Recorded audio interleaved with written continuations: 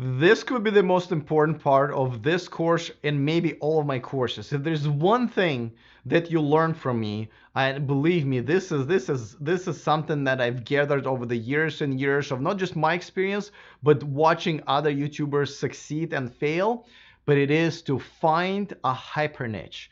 You have to find a topic that's narrow enough where you can make money there and compete, but big enough where you'll still have a following of people who are willing to pay for products and services that you sell, or your sponsors sell, or you can sell on Amazon and so forth. We've talked about that. So let's talk about that. And again, I cannot emphasize this enough. This is extremely important.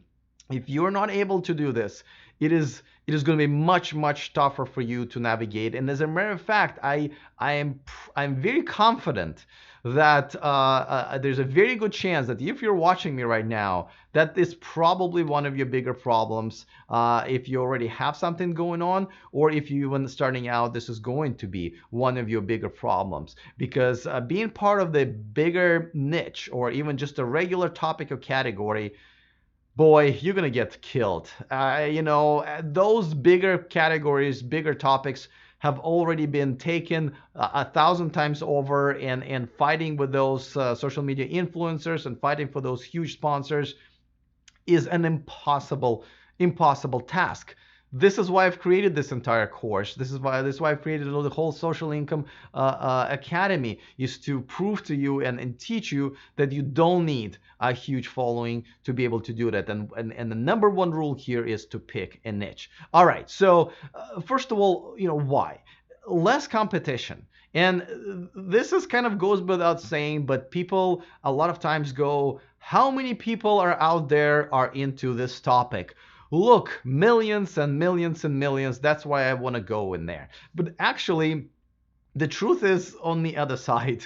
That is the worst reason to go into a topic and blog or YouTube or create an Instagram following about, because there's just so much competition there, you will never catch up. A lot of it is algorithm, a lot of it is trying to compete for keywords and suggestions. And how can you compete with huge Instagrammers and YouTubers and podcasters and so forth? You pretty much can't. But if you go into the niche, especially a niche that was very recently created, then there's much less competitions, either because there's just not that many people interested in it. So out of all those people, there are not as many YouTubers or social media Instagrammers that are willing to do this, or this is such a brand new niche that people have not come there yet. As a matter of fact, sometimes you pick a niche and it becomes a big category later on, and being the first one in there is extremely important. Now, in my first course, when we're going over all social media platforms, I specifically talked about TikTok, which is a new platform. It's extremely fast growing right now, but getting there, it's definitely, you can grow very fast, and it is a niche, not of a topic, but of a genre, because it is 15-second lip syncing type of challenge videos, and it is, there are not as many people on there yet, still, even though there are plenty right now. Once they bought Musically, definitely their audience have double or even tripled, but it is a niche of the platform, and therefore there's less competition. So think about that. Now secondly, there's also less competition in terms of brands. If your niche is niche, if your category is men's clothing, right? Now we're talking about all these huge brands that will never call you back. And even if they are interested in you, if they like you, you're just too small for them to spend their precious time when they're trying to promote their brand and make millions and millions of dollars. And at most you can give them, let's say, 100,000 in sales or 1 million sales. That is definitely not enough. So, but now if you find a niche, there are much smaller brands there, and smaller brands are much easier to work with, because they are, it's easier to reach them. There are not as many social media influencers and advertising platforms that they can afford. Right, for them to, they also have to advertise and compete, and a lot of times they cannot get on television, on the radio, or get a Super Bowl commercial. Their budget is very, very small, if any. So if you work with smaller brands, they may not be able to find other ways to advertise when they only can spend, a few $100s to a few $1,000s.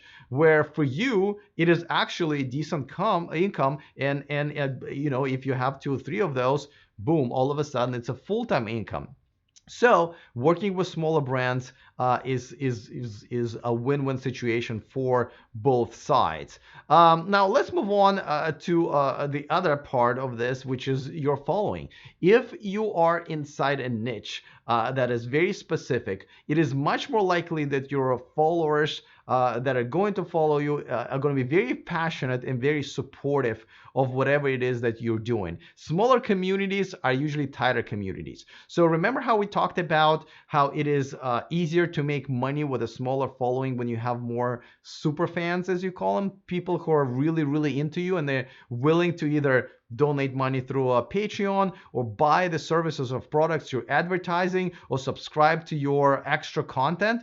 Well, in a small niche, it is much easier to accomplish because your following will be of a much, much more passionate and supportive fans, and therefore they're much more willing to spend money. And by the way, we're talking about less competition. That goes right back in there, because if someone's looking to find somebody to teach them something or support them in something or sell them something or help them with something, they don't have that many choices of social media influencers either.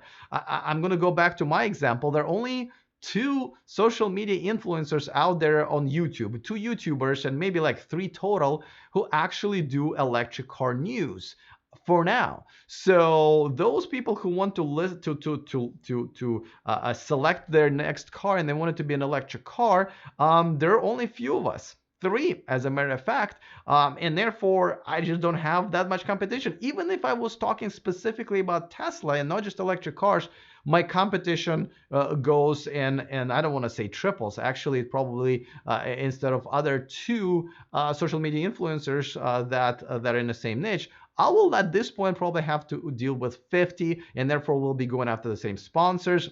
It's going to be harder to compete with those sponsors. It has happened before, by the way. So that is actually a very, very, very important point for you to remember. Now, let's move on to the next point, which is the road that you have to navigate becomes more obvious. It's a narrow road because when you're inside of a certain niche, the type of videos that you're going to be making, the type of people you're going to be interacting, the brands you're going to be working with, the products and services that you can sell, whether of your own or of somebody else, they're all much more limited. So therefore, the road that you have to navigate is much more predefined, where if you're picking some humongous category and you have so many opportunities and possibilities, it is much easier to get lost and pick the wrong one, where again in a smaller niche it is much easier and everything becomes kind of more clear as you get in there. It's like, oh well, it is very easy. I understand. I understand what I have to do now. The niche kind of dictates your success and your road to success, rather than you having to navigate in this humongous universe or whatever big category that you're in. So now we come to the most important part of the course. The niche you need to select is not just a topic. It needs to be a subtopic of a topic. That's what niche really is. But you need to go 3 levels deep, right? So there's a category, then we go 1 level down, and then, so that's a niche, and then there's a niche of a niche. Again, going back to my examples, I am in a niche of cars.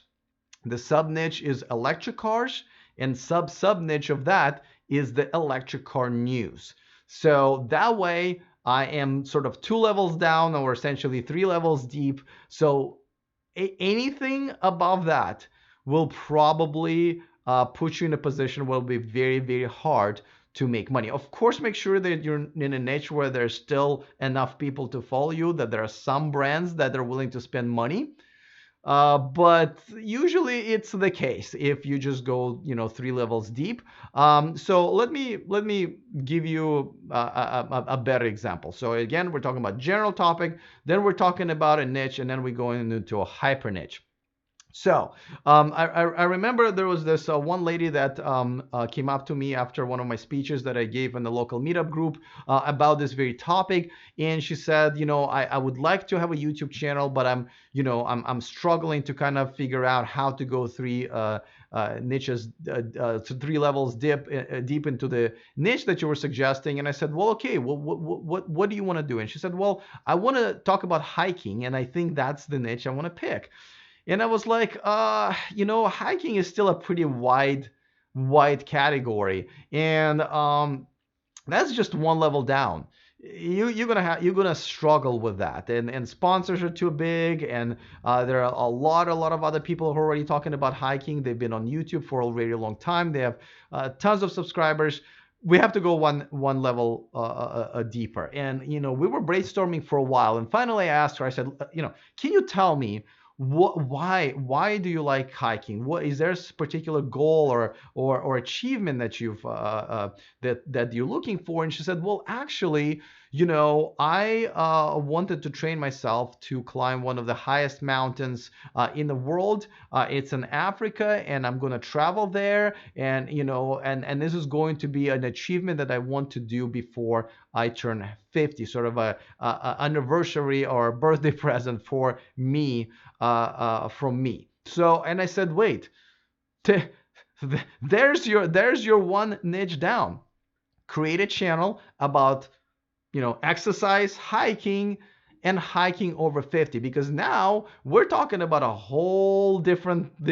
a whole different scenario now. Obviously, people who are older, who are over 50, they have their own challenges with that. I have old parents, and I know that compared to my young friends who just go hiking, they just go, right? My parents have to prepare, they have to make sure that they have knee braces and they're taking their medication. And I know in some cases people bring the oxygen tanks, and because it's a bigger challenge for them. They get hungry, they get sicker, it is tougher for them to make a hike. So now we're talking about a whole set of challenges that one you can help them with, right? We go back to helping someone. But also think about all the sponsors. If you're talking about hiking, no one's going to be talking about oxygen tanks, right? Because no one really think about it. But if you're talking about hiking over 30, all of a sudden oxygen tanks is a thing. And the manufacturers who make those products would be very happy to work with you, because they are, they can't just put a commercial on TV and just kind of blast it all over the place. There are not that many outlets for them, media outlets that will specifically target people who like hiking who are over 50. But if you have a channel, if you have a following of specifically those people that they're looking for, guess what? You are an extremely important resource. They would be willing to put money into you. Maybe not as much as a huge brand like Nike would if you have a fashion channel, but they will give you enough because you have a huge value for them, even with a smaller following, right? Think about it. They'll even sell 100 of those, and that's a lot. That's tens of thousands of dollars worth of merchandise. You're also able to make a good chunk of that and create a relationship with them, and then sky's the limit. So now that you're in the hyper niche, which is 3 levels down, we're talking about how it becomes crystal clear what your sponsor is going to be, and you don't have to compete with potential sponsors or brands that would just be interested in general hiking channels. You simply are not going to be big enough for them to pay attention to you because their budget's bigger, but at the same time they're looking for a much bigger exposure. So this is probably the best example, I would say, because this was a real life example that I can give you. So if anything you're going to get from this part of this course and my course or all of my courses, please make sure if you're starting out, find the 3 levels deep niche, so which is a hyper niche. And if you're have a following right now, if you have a social media a project, whether it's YouTube, Instagram, or whatever, and you're not there, then that's what you need to change. You need to make sure to go maybe one level, hopefully one level down, but two if you have to. And that's what will create that environment for you to actually set yourself up to be able to make money. I bet if you go one level deeper into whatever it is that you're doing, all of these things, all of the potential money resources are going to be crystal clear to you. So once again, 3 levels deep, hyper niche. Make sure that you are following that rule, no exceptions.